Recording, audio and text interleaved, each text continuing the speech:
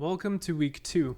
We got 5 points to cover: Unity, NPCs, quests, item changes, and what's next.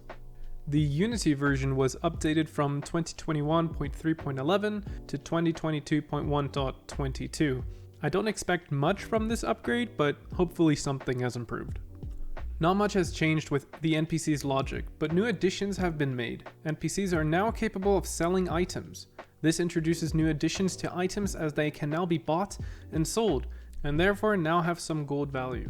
As well, now being able to gain currency, you will now be able to buy new abilities for gold instead of being able to get them for free. Quests are a complete new system I've never done before, which made this quite exciting to work on. Quests are very simple. A player can have up to 6 quests active at once. Each quest you have active is unique, which means you cannot have the same quest twice at the same time.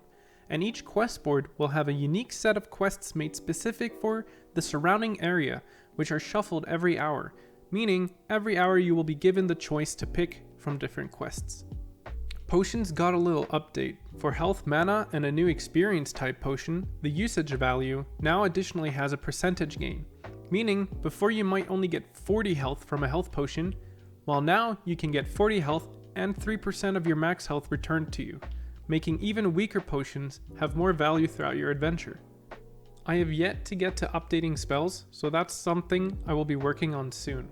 The user interface is very simplistic and very poorly designed, so I will be making an attempt to improve on what's currently available. With that, I will be working on improving my custom UI extension class to improve UI-based interactions.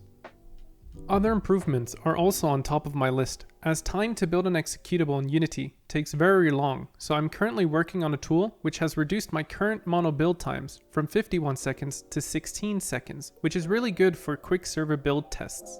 More information on this and the UI extensions will be available in the future. Thank you for keeping up to date with fantasy. This was week 2. Have a nice day.